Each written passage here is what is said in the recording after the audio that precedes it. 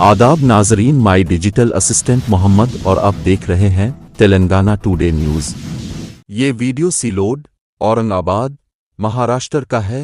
14 अगस्त को सरेश चौहान के साजिशी नज़रियात से भरी मुस्लिम मुखालिफ नफ़रत अंगेज़ तकरीर मुसलमानों के माशी बाइकाट और मुल्क से दरअंदाजों को हटाने का हल्फ देते हैं। क्या अब जानते हैं कि हमारे यहाँ हिंदुस्तान में कितने दरअंदाज हैं? इनमें से 10 करोड़ बांग्लादेशी, रोहिंग्या, पाकिस्तानी और अफ़गान। आज हमारे अर्द गिर्द बहुत से औरंगज़ेब हैं, हमें उनसे लड़ना है। हिंदुओं की आबादी रही है। क्या आप नहीं जानते कि महाराष्ट्र में होने वाले ज़्यादातर जराइम बांग्लादेशी और रोहिंग्या दरअंदाजी करते हैं? एक बार जब हम उन्हें हटा देंगे तो हम 40 लाख मुलाजमतें पैदा करेंगे और ज़रा सोचें कि कितनी ज़मीन आज़ाद हो सकती है हमारे लिए। एकड़ फी शख्स कोई हिंदू भिखारी मौजूद नहीं रहेगा, क्योंकि एक बार जब हम उन लोगों को बाहर निकाल देंगे तो हमारे पास हर एक को रोज़गार मिलेगा। विशालगढ़ के करीब मस्जिद के इन्हिदाम को जवाज़ फराहम करता है। दावा करता है कि शिवाजी ने मसाजिद के साथ ऐसा ही किया था। ज्यादा मी व्हिडिओ बनवताना म्हणलं होतं का हा सुद्धा बांगलादेश आहे, सिल्लोड सुद्धा एक प्रकारे बांगलादेशाच्या दिशेने चाललेला आहे। 27% हिंदू होते 71 मध्ये तिथे त्यावेळी भारताने बांगलादेशला स्वतंत्रता मिळवून दिली। किती टक्के? 27%। आता किती राहिले? 8%। कुठे गेली सगळी? कुठे गेली? जर आमचे हिंदू धर्माच्या नावाने, मजहबच्या नावाने बनला त्या देशामध्ये भाषेच्या नावाने बांगलादेश बनला। काय म्हणजे आम्ही इस्लामच्या नावाने बांगलादेश नाही बनवते, आम्हाला पाकिस्तान, पश्चिमी पाकिस्तान बरोबर राहायचं नाहीये, आम्ही सगळे बांगला भाषी आहोत आणि आम्हाला पंजाबी पश्चिम पाकिस्तानचं नेतृत्व नकोय असं म्हणून बांगला भाषेसाठी ज्यांनी आंदोलन केलं, थोडे भावडे हिंदू तिथे राहिले, कारण त्यांना वाटलं की हे भाषेचं आंदोलन आहे। परंतु इस्लाम पुढं भाषा काही नाहीये, ते भोळे होती आणि म्हणून त्यांचं बलिदान केलं। आज जर आपण जागलो नाही तर आपलाही बांगलादेश होणं ठरलेलं आहे। होऊ देणार का? महाराष्ट्राचा, भारताचा बांगलादेश होऊ देणार का? आपल्याला हे माहित आहे का देशामध्ये घुसपैठींची संख्या किती आहे? माहिती आहे? 10 कोटी।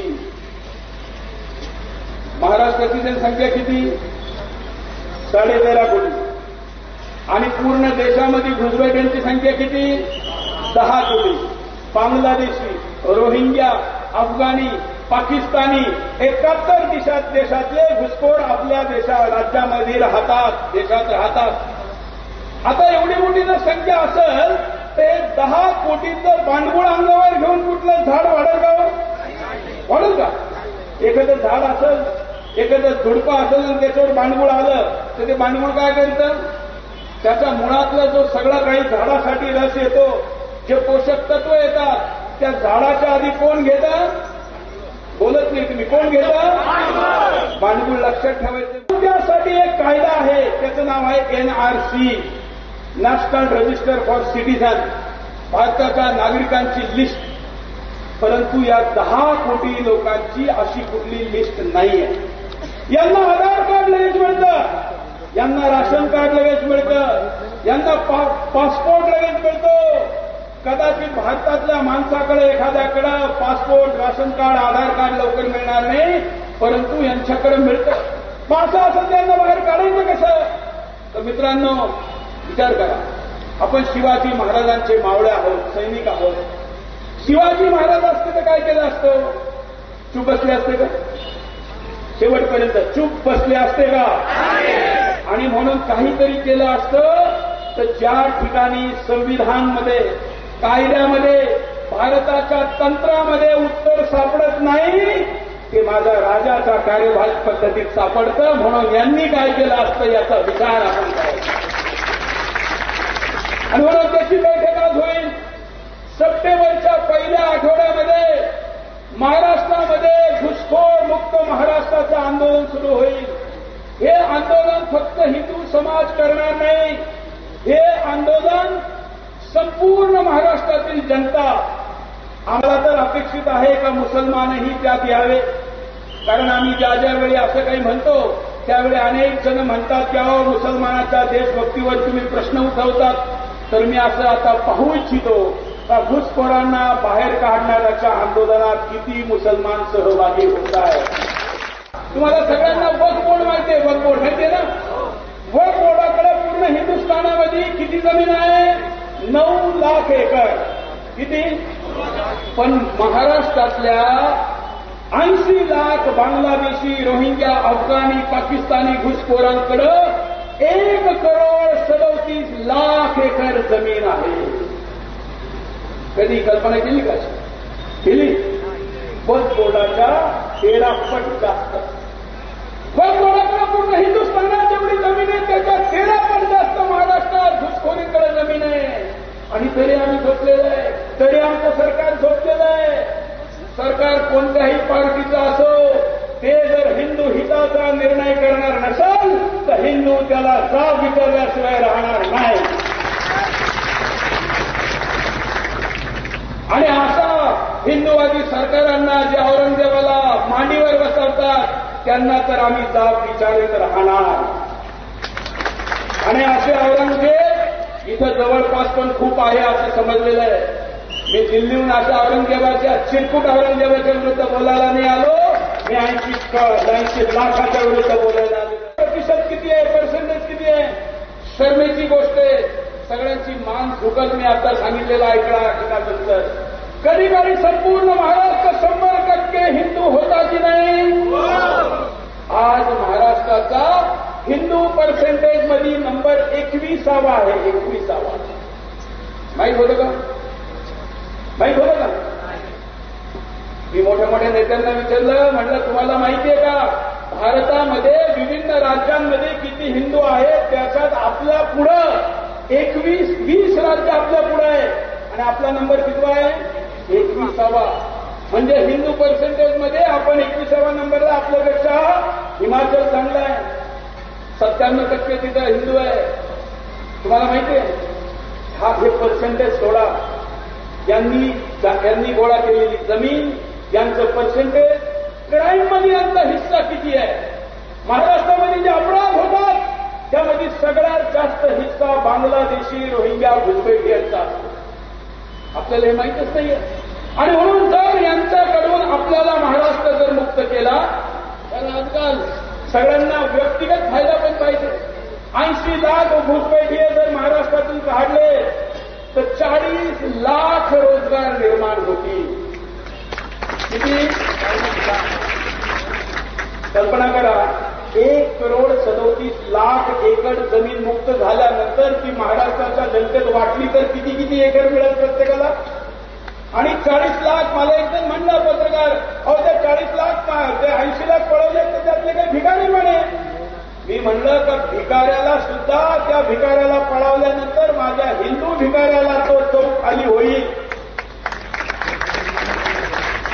भिकारी सुद्धा कुठला पाहिजे? इथला पाहिजे ना, तिकडचा असला पाहिजे का? मुळात आपल्याला भीक लागायची स्थिती यामुळे आली कारण आपण 10 कोटी भांडवल आपल्या खांद्यावर बाळगतो. महाराष्ट्रातल्या माणसाला भीक पडण्याची वेळ यासाठी आली कारण तो 80 लाख भांडवल आपल्या खांद्यावर बांधतो. अरे भिकाऱ्याचा प्रश्नच नाही. 80 लाख भांडवलाला तुम्ही महाराष्ट्राच्या बाहेर काढा, एकही माणूस बेरोजगार महाराष्ट्रात राहणार नाही. भीक मागण्याची पण काय होती? 2 नेशन थेअरी. मी थोडा अवघड विषय सांगतो पण मराठी माणूस तेवढा सक्षम आहे समजण्यासारखा, कारण त्यांनीच असं केलेलं आहे. मित्रांनो, 2 नेशन थेअरीच्या आधारे जर जगभरातले सगळे मुसलमान देश इस्रायलचा तुकडा करून वेगळा पॅलेस्टीन मागू शकत असतील तर बांगलादेशचा तुकडा करून 1.5 करोड हिंदू वेगळा हिंदू देश का मागू शकत नाही. त्यामुळे ही एक मागणी मी करतो. 7वा, लव जिहाद, लँड जिहाद, गो हत्या प्रतिबंध, धर्मांतरण विरोधी कायदा निवडणूक जाहीर होण्याच्या आधी करा. आज वक्फ बोर्डाला बरखास्त करा. अनेक लोकांना वक्फ बोर्ड माहित नाहीये. वक्फ बोर्ड म्हणजे असं म्हणतात की अल्लाहला दान केलेली जमीन. आता ही जमीन कोणाची? ही खरी शत्रू संपत्ती. ज्यांनी पाकिस्तान मागितला तिथं गेले, तिथं गेल्यानंतर जे हिंदू इकडे आले त्यांच्या जागा कब्जा केल्या. भारतातले मुसलमान विभाजनानंतर जे पाकिस्तानला गेले ते कुठे राहिले? हिंदूंनी सोडलेल्या जागेवर. त्यांनी जागा विकत नाही घेतल्या. इतिहास समजून घ्या मित्रांनो, आपल्याला हे माहीत नसतं, मीडिया सांगत नाही. जे पाकिस्तानसाठी मुसलमान इथून पाकिस्तानमध्ये गेले, बांगलादेशमध्ये गेले, तोही त्यावेळी पाकिस्तान होता. त्यांनी जे हिंदू सोडून आले त्यांच्या जागा घेतल्या आणि त्यांना कोणत्या जागा मिळणार होत्या? इथल्या मुसलमानांनी सोडून गेलेल्या खाली झालेल्या जागा आमची असं म्हणलं. आणि हायकोर्टाचे जे सुप्रीम कोर्टाकडे परत आले तेव्हा चीफ जस्टिस साहेब आम्हाला वाचवा, आमचं न्यायालय जाता चाललं. असा बोर्ड अस्तित्वात असला पाहिजे का? आणि म्हणून आमची मागणी आहे का वक्फ बोर्ड रद्द करा आणि त्या सगळ्या जमिनी, या आमच्या गाईच्या जमिनी सगळ्यांनी हिसकावलेल्या आहे ना, गोरान, सगळ्या वक्फ बोर्डाच्या जमिनी या गोरान म्हणून जाहीर करा. 9वी मागणी, गड किल्ल्यावरील अतिक्रमण हटवा. हटवलं पाहिजे का नाही? महाराष्ट्राची सगळ्यात मोठी शान काय आहे? गड किल्ले. महाराजांच्या पराक्रमाची निशाणी गड किल्ल्यावर देते आणि तिथे गेल्यानंतर छाताळ फुगून येतं आणि असं वाटतं की याच ठिकाणी राहावं. अहो, ज्या ठिकाणी मलेच्छांना येऊ नये म्हणून आमच्या मावळ्यांनी आमच्या गर्दना कापल्या, जीव दिला. तिथं कोणते कोणते तथाकथित बाबा येऊन त्यांच्या मदारी होऊ राहिल्या. आज शिवाजी महाराज स्वर्गातून पाहत असतील तर महाराष्ट्राच्या जनतेकडे पाहून त्यांना किती वेदना होत असेल. त्यावेळी मी तुमच्यासाठी जिंकलेल्या या गड किल्ल्यांवर आज हिरवे झेंडे लावून उरूस बसताय. त्या ठिकाणी आता तोडफोड झाली. एक व्हिडिओ मोठा काढला, एक मस्जिद कुणीतरी तोडत होतं. म्हणे ही मस्जिद कशी काय तोडली गेली? ती मस्जिद होती, जे काय होतं हिरवा हिरवा काहीतरी दिसत होतं. सगळे मीडियावाले सगळे म्हणायला लागले का ही हिरवी मस्जिद कशी काय तोडली, कशी काय तोडली? मी असा प्रश्न विचारला की अहो तोडली कशी? हा प्रश्न विचारण्याआधी शिवाजी महाराजांच्या जागेवरती बनवली कशी हे विचारा. जर ती बनवलीच नसती तर तोडायची वेळ आली असती का? आणि जर पुन्हा बनवा, एकच जर म्हणलं, जर शिवाजी महाराजांच्या गड किल्ल्यावर अतिक्रमण होईल तर त्याला कोण तोडील? सरकारमध्ये दम नसेल तर आम्ही. सरकारकडे दम आहे का नाही त्यांनी दाखवावा. जर फार काही अडचण असेल तर मी, माझ्याकडे युपी पोलीस आलेलं आहे, कारण मी युपी मध्ये राहतो. योगी बाबाला 5-25 बुलडोझर पाठवायला विचारतो. आमच्या पैशाने चाललेले मदरशांना टॅक्सचा पैसा दिला जातो, तिथल्या शिक्षकांना पगार दिला जातो. तुमच्या माझ्या पैशाने चाललेल्या मदरशामध्ये शिकवल्या जातं का काफिराची संपत्ती लुटा, काफिराची हत्या करा, जिथं सापडेल तिथं. असं आपल्याला मारण्याची शिकवण जिथं दिली जात असेल त्याला आपण चालू द्यायचं का? आणि म्हणून ही 10वी मागणी आहे. मित्रांनो, फक्त सरकारकडे मागण्या करून चालणार नाही. तुम्ही आणि आम्ही सुद्धा काही केलं पाहिजे. फक्त सरकारवर निर्भर राहणारा समाज, फक्त सैन्यावर निर्भर राहणारा देश कधीही सुरक्षित राहत नाही. सेना तर आपली मजबूत आहे, आमचं राज्यातलं देशातलं पोलीस बल मजबूत आहे, पॅरामिलिटरी मजबूत आहे. आमच्या सेनेने सीमेबाहेरच्या शत्रूला मागच्या 75 वर्षात 1 सेंटीमीटर सुद्धा देशात येऊ दिलं नाही. आम्हाला त्यांचा अभिमान आहे, सगळ्या सैनिकांचा अभिमान आहे. पण सीमेवरच्या सैनिकांनी 1 सेंटीमीटर शत्रूला आत नाही येऊ दिलं. पाकिस्तान 1 सेंटीमीटर हिंदुस्थानात नाही आला.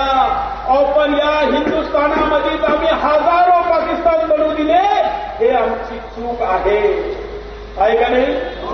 हजारो मिनी पाकिस्तान, हजार. पोलीस सुद्धा जाऊ शकत नाही अनेक ठिकाणी.